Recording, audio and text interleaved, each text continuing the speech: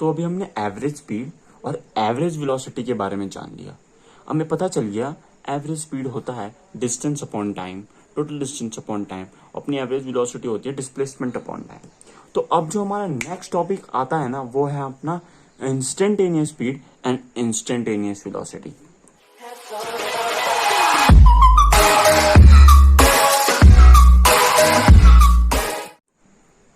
तो हम हेडिंग डाल लेते हैं अपनी इंस्टेंटेनियस स्पीड की।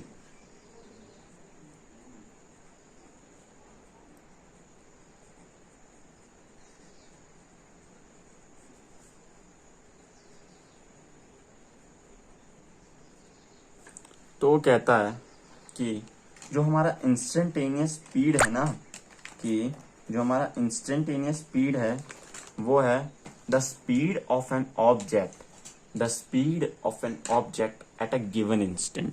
मतलब इंस्टेंटेनियस स्पीड का मतलब है the speed of an object at a given instant. Speed of an object at a given instant is show the instantaneous speed. The speed of an object at a given instant is instantaneous speed.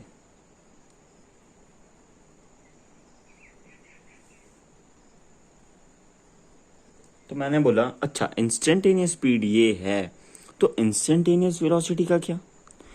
Instantaneous velocity बहुत use में आता है, बहुत ज़्यादा। पर जो हमारा average velocity है वो सिर्फ मैथमेटिक्स में काम आता है और अभी प्रैक्टिकल लाइफ में उसका कहीं यूज देखने के लिए नहीं मिलता।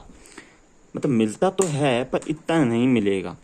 तो हमने बोला कि भाई जो हमारा इंस्टेंटेनियस वेलोसिटी है, तो मैंने हेडिंग डाली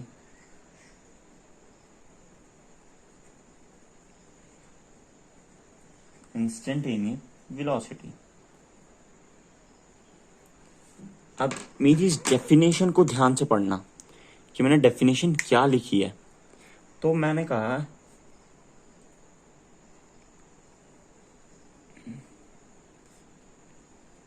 velocity is the distance travelled by an object per unit time at a given instant। तो मैंने बोला कि इंस्टेंटेनियस वेलोसिटी जो ऑब्जेक्ट डिस्टेंस ट्रेवल करेगा पर यूनिट टाइम पे वो हो जाएगी इंस्टेंटेनियस वेलोसिटी एक गिवन इंस्टेंट पे। तो अब ईमानदारी से बताता हूँ किसको डेफिनेशन गलत लग रही है। कुछ लोगों को लग रहा होगा भाई ये तो गलत लिख दिया, इंस्टेंटेनियस वेलोसिटी तो डिस्प्लेसमेंट अपॉन टाइम होना चाहिए था।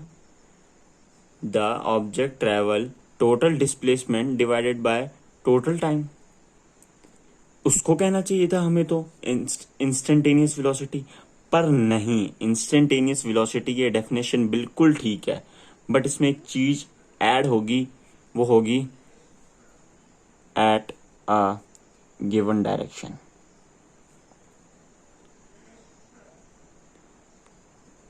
अब एक और एग्जांपल के थ्रू, लेट्स सपोज ये एक सड़क है और इसके ऊपर एक कार चल रही है। तो एक कार चल रही है 50 किलोमीटर पर आवर से।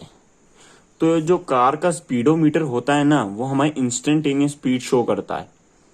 याद रखना ये बात कि जो कार का स्पीडोमीटर होता है वो हमें इंस्टेंटेनियस स्पीड शो करता है। तो हमने जाना कि भाई जो कार है, जो हमारी कार है ना, वो 50 किलोमीटर पर आवर से चल रही है, जो कि उसको स्पीडोमीटर शो कर रहा है। और स्पीडोमीटर तो इंस्टेंटेनियस स्पीड शो करता है। बट जो इंस्टेंटेनियस वेलोसिटी होती है ना,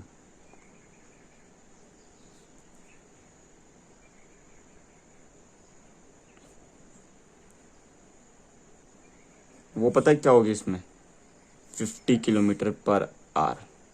अब तुमने बोला कैसे, ये बात ध्यान में रख लेना, अपनी दिमाग में डाल देना कि जो ये नंबर होता है एक पर्टिकुलर केस में instantaneous speed equals to instantaneous velocity ही होता है, क्योंकि डेफिनेशन को देखो, instantaneous velocity is the distance travelled by an object per unit time. Distance, speed में भी तो डिस्टेंस होता है और इंस्टेंटेनियस वेलोसिटी में भी डिस्टेंस ही होता है, बट अ गिवन डायरेक्शन। तो हमें इसमें एक चीज और शो करनी पड़ेगी, वो है ये किस डायरेक्शन की तरफ जा रहा है, ये किस डायरेक्शन की तरफ जा रहा है। तो मैंने बोला भाई ये पॉजिटिव डायरेक्शन की तरफ जा रहा है, ऐसा पॉजिटिव साइन लगा दिया, है ना।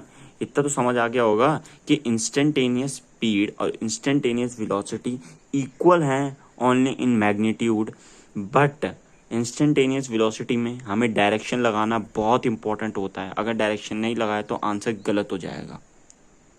अब कई बंदे शायद ये बोल सकते हैं कि भाई इसका फायदा क्या है, what is the advantage of instantaneous velocity. तो मैं तुम्हें एक बात बताता हूँ, एक एग्जाम्पल के थ्रू समझाता हूँ कि क्या फायदा है।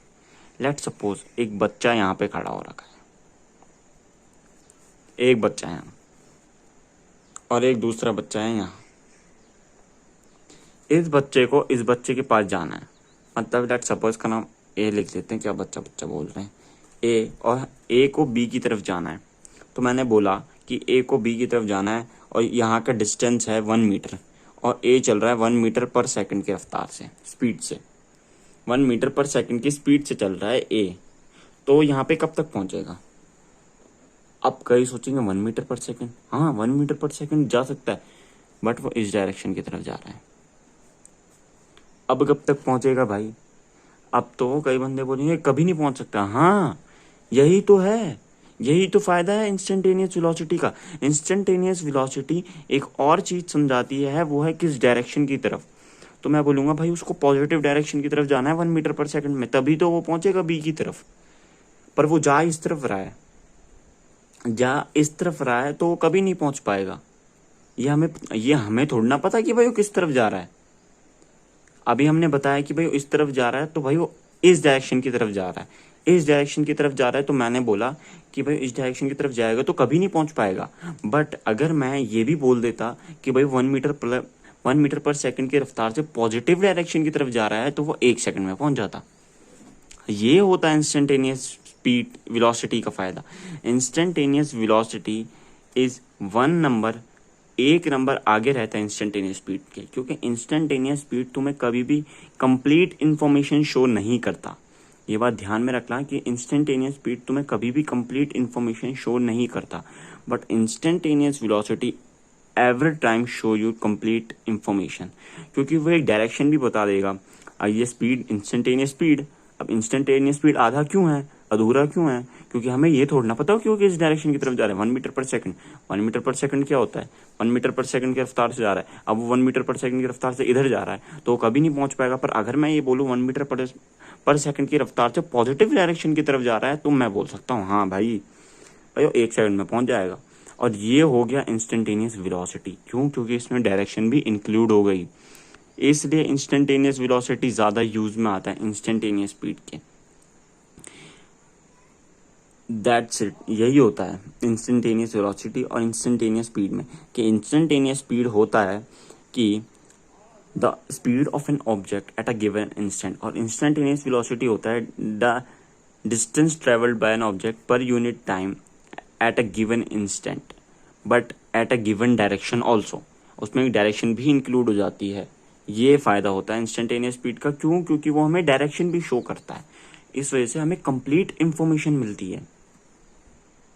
तो अभी हमने ये समझा है कि भाई जो हमारा इंस्टेंटेनियस स्पीड और इंस्टेंटेनियस वेलोसिटी के बारे में अभी हमने सब कुछ समझ लिया। सब कुछ तो कुछ नहीं समझा, कैलकुलेशन नहीं समझी इसको कैलकुलेट कैसे किया जाता है, पर ये समझ लिया ये होता क्या है। तो इसकी कैलकुलेशन को समझने के लिए आ रहा है एक महान टॉपिक जिसका नाम है कैलकुलस। हेडिंग डाल लेता हूं मैं पहले कैलकुलस की।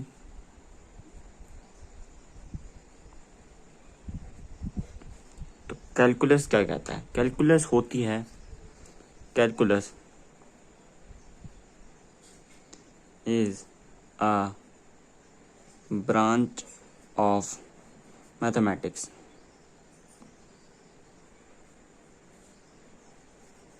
which deals with study of change। Calculus क्या है? कैलकुलस एक ऐसा टॉपिक है जिसमें हम चेंज के बारे में स्टडी करते हैं। कि कैलकुलस एक ऐसा टॉपिक है जिसमें हम चेंज के बारे में स्टडी करते हैं। कि कैलकुलस वैसे तो एक मैथमेटिक्स की ब्रांच है, बट हम इसे फिजिक्स में भी यूज करते हैं चेंज के बारे में स्टडी करने के लिए। अब चेंज चेंज बहुत बोल दिया है ना। अब चेंज के एग्जाम्पल, फॉर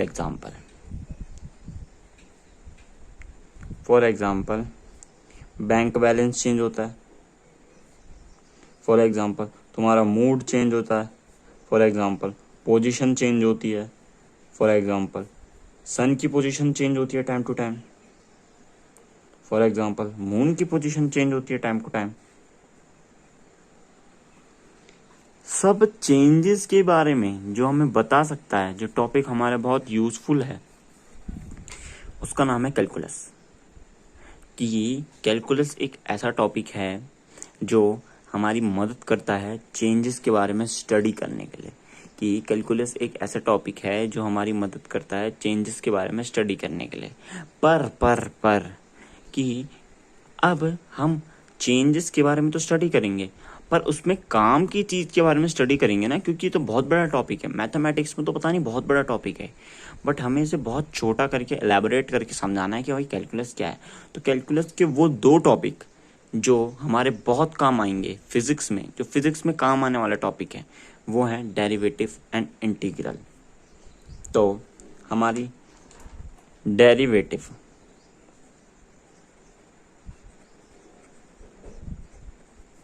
और हमारा जो दूसरा टॉपिक है जो कि है हमारा इंटीग्रल,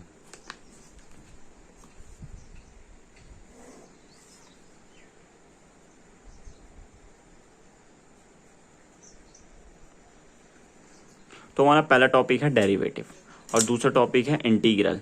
यही वो दो टॉपिक हैं जिनको हम इस्तेमाल करेंगे फिजिक्स में, जो पढ़ने लायक टॉपिक हैं हमारे लिए। और इसके अलावा और कोई टॉपिक नहीं है जो हमारे ज़्यादा यूजफुल है। तो हम डेरिवेटिव में क्या पढ़ेंगे भाई? Derivative, what derivative gives us. Derivative हमें क्या बताता है? Derivative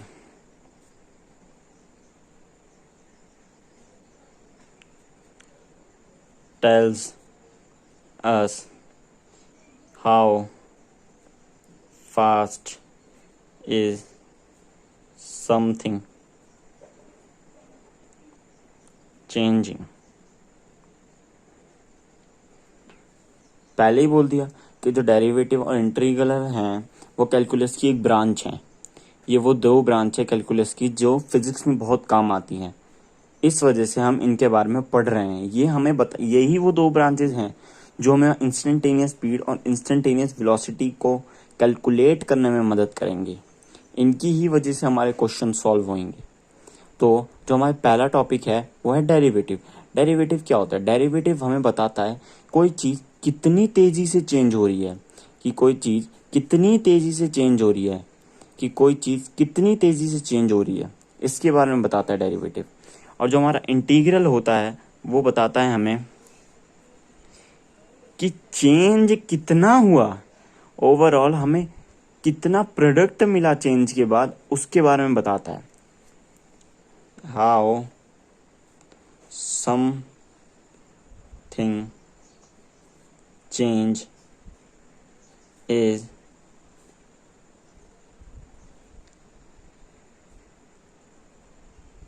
accumulated. डेरिवेटिव हमें क्या समझाता है? डेरिवेटिव हमें एक बात बोलता है कि भाई मैं तो ये बताऊंगा कि कोई चीज़ कितनी तेजी से चेंज हो रही है, कोई चीज कितनी तेजी से बदल रही है। और इंटीग्रल बोलता है भाई मैं तो ये बात बताऊंगा कि चेंज के बाद टोटल कितना प्रोडक्ट मिला, चेंज के बाद कितना प्रोडक्ट हमें फाइनली मिला, उसके बारे में इंटीग्रल बताता है। तो अभी भी इतनी ढंग से वैसे तो समझ आ ही गया होगा कि डेरिवेटिव हमें बताता है कि कोई चीज कितनी तेजी से चेंज हो रही है, और इंटीग्रल हमें बताता है कि चेंज तो हुआ है पर कितना हुआ है, चेंज तो हुआ है और कितना हुआ है और कितना इकट्ठा हुआ है, इसके बारे में बताता है इंटीग्रल। तो फॉर एग्जांपल मैं डेरिवेटिव का बताता हूँ कि जो हमारा सन है वो कितनी तेजी से रोटेट कर रहा है। जब हम अपनी प्रेफरेंस ग्राउंड के प्रेफरेंस से देखेंगे सन को, तो ये डेरिवेटिव हमें ये बताएगा कि सन अपनी पोजीशन कितनी तेजी से चेंज कर रहा है, कि भाई पहले सेकंड में इतने पे था, फिर दूसरे सेकंड में इतने पे आ गया, तो ये स्पीड कितनी तेजी से हुआ है चेंज, ये तेजी से कितनी तेजी से चेंज हुआ, इसके बारे में बताता है डेरिवेटिव। फॉर जैसे मैंने एग्जांपल बताया कि अपने प्रेफरेंस से देखो, ग्राउंड के प्रेफरेंस से, कि जब तुम अपने आप सन को देखते हो तो सन भी तो अपनी पोजीशन चेंज करता है। तो डेरिवेटिव हमें ये बताएगा इस केस में कि सन की पोजीशन कितनी तेजी से चेंज हुई, और इंटीग्रल हमें ये बताएगा कि कितनी चेंज हुई, कि डेरिवेटिव हमें ये बताएगा कि कितनी तेजी से चेंज हुई, और इंटीग्रल बताएगा कि चेंज तो हुआ पर कितना वो चेंज हुआ, सन के पोजीशन में कितना चेंज आया वो बताएगा इंटीग्रल। फॉर एग्जांपल अगर तुमने इंटीग्रल को समझना है तो एक अच्छा सा एग्जांपल तुम्हें बताता हूँ कि समझ दो तुम्हें पहले सेकंड में तुमने 1 MB की फाइल डाउनलोड करी, फिर दूसरे सेकंड में तुमने 1 MB के साथ 2 MB की और फाइल डाउनलोड कर दी, फिर तीसरे सेकंड में तुमने 1 MB और 2 MB के साथ 3 MB की और फाइल डाउनलोड कर दी। तो तुमने टोटल कितनी फाइल डाउनलोड करी, टोटल कितना एक्यूमुलेट हुआ, उसके बारे में बताएगा इंटीग्रल। तो हमने पहले सेकंड में कितनी फाइल डाउनलोड करी, 1 MB, फिर दूसरे सेकंड में कितनी, 3 MB टोटल, 3 MB नहीं 2 MB, क्योंकि 1 MB तो यही है, फिर हमने 2 और भी कर दी, फिर तीसरे सेकंड में हमने 3 और भी कर दी, तो टोटल कितना हो गया, 6 MB। कि ये डेरिवेटिव हमें ये बोलता है कि भाई मैं तो ये बताऊंगा कि कोई चीज कितनी तेजी से चेंज हो रही है, इंटीग्रल ये बोलता है कि चेंज तो हुआ है पर कितना हुआ है, मैं इसके बारे में बताऊंगा कि चेंज तो हुआ है पर कितना हुआ है, कितना प्रोडक्ट आया है, मैं इसके बारे में बताऊंगा। डेरिवेटिव का एग्जांपल भी दिया, फॉर एग्जांपल जैसे सन है, सन अपनी मूवमेंट चेंज करता है अपनी तुम्हारी ग्राउंड की प्रेफरेंस है, जब तुम ग्राउंड से देखते हो सन को तो सन अपनी पोजीशन चेंज करता है, पर वो अपनी पोजीशन कितनी तेजी से चेंज कर रहा है उसके बारे में बताएगा डेरिवेटिव, कि वो सन अपनी पोजीशन कितनी तेजी से चेंज कर रहा है इसके बारे में बताएगा डेरिवेटिव। पर इंटीग्रल ये बताएगा कि भाई उसने ओवरऑल अपनी कितनी पोजीशन चेंज कर दी, ओवरऑल अपनी कितनी पोजीशन चेंज कर दी, ये बताता है इंटीग्रल। अब जो हम टॉपिक करेंगे वो है सबसे पहले डेरिवेटिव। क्यों? क्योंकि डेरिवेटिव को करने से पहले इंटीग्रल नहीं करा जा सकता। अगर हम इंटीग्रल पहले करेंगे तो हमें डेरिवेटिव करने में बहुत ज़्यादा परेशानी आएगी, इसलिए जो हम अपना पहला टॉपिक चूज करेंगे वो होगा कैलकुलस का डेरिवेटिव। क्योंकि आप उल्लू के पट्टे। बेशर्मो, शर्म करो शर्म।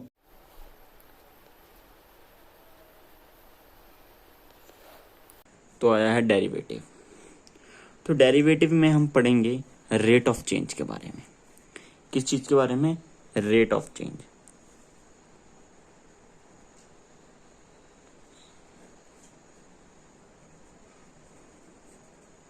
अब मैं तुमसे पूछता हूं भाई रेट ऑफ चेंज क्या होता है, जरा कुछ सोच के बोलो।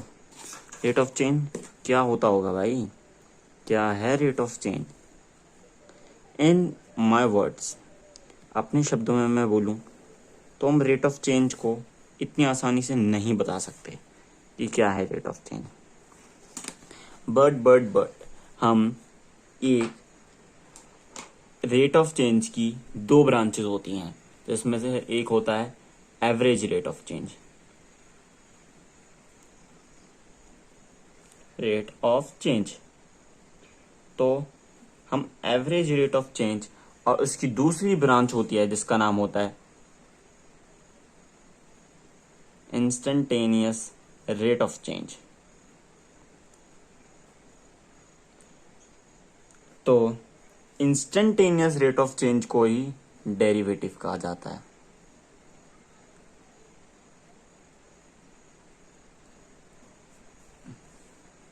इंस्टेंटेनियस रेट ऑफ चेंज को ही डेरिवेटिव कहा जाता है। तो रेट ऑफ चेंज को इतनी आसानी से नहीं समझाया जा सकता, मैं भी नहीं समझा पाऊंगा रेट ऑफ चेंज क्या होता है, बट मैं एवरेज रेट ऑफ चेंज समझा सकता हूँ। एवरेज रेट ऑफ चेंज क्या होता है कि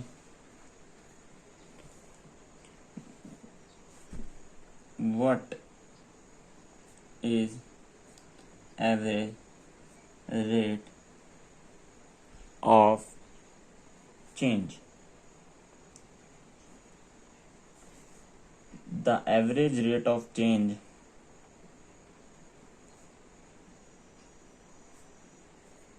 is the ratio of one change. Average rate of change is the ratio of change in one thing to change in second. कि average rate of change है क्या? Average rate of change ratio है पहली object मतलब पहली चीज में जो चेंज आया और उसका रेशियो दूसरी चीज के चेंज में, मतलब थोड़ा नहीं आया होगा समझ कि क्या बोला, बट एक एग्जाम्पल से सब समझ आ जाएगा, जो कि है हमारा change in position upon change in time. Change in position upon change in time. Change in position क्या होता है? Distance upon time. Distance upon time को हम स्पीड बोलते हैं, और इस स्पीड को हम स्पीड नहीं, हम इसको एवरेज स्पीड बोलते हैं, क्योंकि एवरेज होता है किसी भी दो चीजों का चेंज,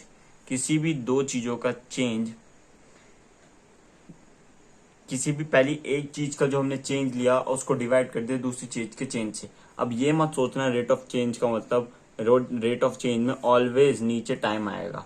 फॉर एग्जाम्पल, ये तो सुना ही होगा क्रिकेट मैच में, ये होता है रन पर ओवर, और इसको कहते हैं हम रन रेट, है ना? ऐसा है समझ कि ऑलवेज टाइम नहीं आता है नीचे। एवरेज रेट ऑफ चेंज का मतलब होता है जो अभी तक हम करते आ रहे हैं, पहले एक चीज के चेंज को दूसरी चीज के चेंज के साथ डिवाइड कर दो, तो वो होता है हमारा एवरेज क्वांटिटी। तो एवरेज क्वांटिटी हमें क्या प्रिडिक्ट करने में मदद करती है? फॉर एग्जाम्पल, स्पीड हमें क्या प्रिडिक्ट करने में मदद करती है? हमें पता है कि भाई स्पीड हमें ये प्रिडिक्ट करने के लिए मदद करती है कि अगर हम 20 किलोमीटर पर आवर की रफ्तार से अपनी आधी जर्नी कवर कर दें, तो अगर हम उसी स्पीड से अपनी जर्नी को चलेंगे तो वो आधे घंटे में कवर हो जाएगी। कि अगर देखो मैंने ये जर्नी स्टार्ट करी ए पॉइंट से और बी पॉइंट पे जर्नी खत्म हो गई, मैं स्पीड का एग्जांपल ले रहा हूँ। एग्जांपल बहुत होते हैं, बहुत ज़्यादा एग्जांपल्स हैं, एग्जांपल्स की कमी नहीं है, पर जो इस चैप्टर में हमने पढ़ने हैं वो है स्पीड, वेलोसिटी और एक्सेलरेशन। ये तीन ही एवरेज और इसके इंस्टेंटेनियस के बारे में हमने जानना है। तो मैंने बोला कि भाई ए से बी की मैंने जर्नी कवर करी और इस जर्नी में मैंने अपना आधा सफ़र 20 मिनट्स में कवर कर दिया, जो कि मैंने 20 किलोमीटर पर आवर की रफ्तार से कवर करा। तो मैं अगर ये बोलूं कि अगर मैं 20 किलोमीटर पर आवर की रफ्तार से अपना आधा जर्नी का एवरेज, मतलब अगर मैं 20 किलोमीटर पर आवर की रफ्तार से चलूंगा तो मैं अपना आगे का 20 मिनट्स में भी कवर कर दूंगा। ये हमें थोड़ा फ्यूचर प्रेडिक्ट करने में मदद करती है, बट हमारा एवरेज इतना काम नहीं आता जितना इंस्टेंटेनियस आता है, क्योंकि एवरेज होता है change in position 1 divided by change in position 2। Average speed का है। फॉर एग्जांपल, अगर मैं इंस्टेंटेनियस स्पीड की बात करूं, तो अगर मैं एक एग्जांपल लूं,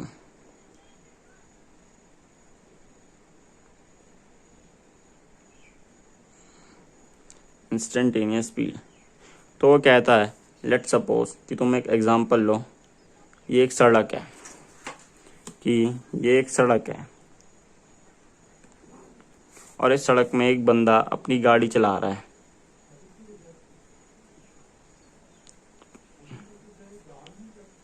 है ना, वो अपनी गाड़ी चला रहा है। तो मैंने बोला कि आगे एक पहाड़ आ गया, अब वो बंदा उस पहाड़ से ठुक गया, टकरा गया है। तो ये इस बात पे डिपेंड करेगा कि उसका एवरेज, अगर लेट्स सपोज वो 40 किलोमीटर पर आवर की रफ्तार से अपना एवरेज चल रहा था, तो इस बात पे डिपेंड करेगा कि उसकी एवरेज स्पीड कितनी थी, या वो इस बात पे डिपेंड करेगा कि उसके उस इंस्टेंट पे जब वो इस इंस्टेंट पे टकराया, इस टाइम पे स्पीड कितनी थी। हाँ, वो इस टाइम पे डिपेंड करेगा कि उस टाइम पे स्पीड कितनी थी। ये इस बात पे डिपेंड करेगा कि उस ऑब्जेक्ट की, उस कार की उस इंस्टेंट पे स्पीड कितनी थी। ये इस बात से डिपेंड करेगा कि उसकी गाड़ी को कितना डैमेज आएगा। लेट्स सपोज, मैंने पहले ही बोला है कि एवरेज में कभी भी ऑब्जेक्ट 40 किलोमीटर पर आवर की रफ्तार से हर टाइम नहीं चलता है। जैसे मैंने पहले एक एथलीट का एग्जांपल दिया था। एथलीट पहले थोड़ा धीरे भागता है, फिर धीरे और फिर तेज, और फिर हम उसका एवरेज निकालते हैं, जो कि मैंने लेट्स सपोज करा 5 मीटर पर सेकंड की रफ्तार से भाग रहा था। तो उसने स्टार्टिंग में 5 मीटर पर सेकंड की रफ्तार से थोड़ा ना भागना चालू करा, है ना। तो अगर मैं बोलूं इसी कार का एग्जांपल लेके, क्या पता कि उस टाइम पे वो धीरे चला रहा हो, जब वो ठुका ही तो उसने अपनी गाड़ी की स्पीड कम कर दी हो बहुत, इसलिए उसे डैमेज कम आया। क्या पता वो बहुत तेज चल रहा था, इस वजह से उसको डैमेज ज़्यादा आया। तो ये इस बात पे डिपेंड करेगा कि वो अपनी स्पीड, उस इंस्टेंट पे उसकी स्पीड कितनी थी, उस ठुकने से एक पॉइंट पहले उसकी स्पीड कितनी थी। तो अगर मैं बोलूं कि इंस्टेंटेनियस स्पीड को मैं कैसे कैलकुलेट कर सकता हूं, तो कुछ ये सोचेंगे कि भाई हम इसको एवरेज से ही एक बार सॉल्व करने की कोशिश करते हैं। एवरेज स्पीड क्या था, change in distance divided by change in time.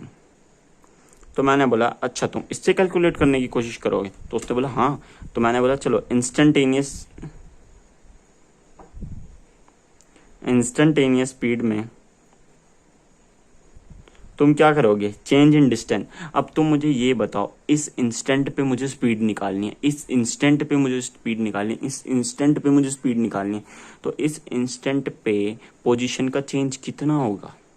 मुझे इसी इंस्टेंट पे वो निकालना है, चेंज ऑफ डिस्टेंस। तो इस इंस्टेंट पे तो कोई चेंज, डिस्टेंस में चेंज आएगा ही नहीं भाई, मुझे तो इस इंस्टेंट पे चाहिए। तो इस इंस्टेंट पे क्या होगा, चेंज, कोई चेंज नहीं होगा। तो मैंने बोला चेंज तो 0 होगा। अब मुझे इसी इंस्टेंट पे टाइम भी बताना है, टाइम का चेंज। लेट सपोज वो 40 सेकंड पे ठुका, तो मुझे बताना है टाइम का चेंज कितना आया। मुझे 40 सेकंड में बताओ भाई टाइम का चेंज कितना आया, 40 सेकंड में ही बताना है मुझे। तो टाइम का तो कोई चेंज ही नहीं हुआ। एवरेज स्पीड का फॉर्मूला क्या था, चेंज इन टाइम।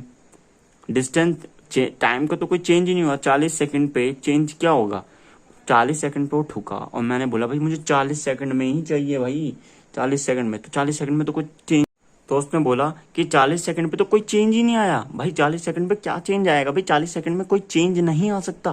क्यों, क्योंकि भाई मैं तो उस इंस्टेंट की बात कर रहा हूँ, और उस इंस्टेंट पे चेंज नहीं होगा। क्या चेंज होगा भाई, मैं उस इंस्टेंट की बात कर रहा हूँ, ठुकने से बस 1 सेकंड पहले की इंस्टेंट की बात कर रहा हूँ। उसी सेकंड में मुझे चेंज इन डिस्टेंस बताओ।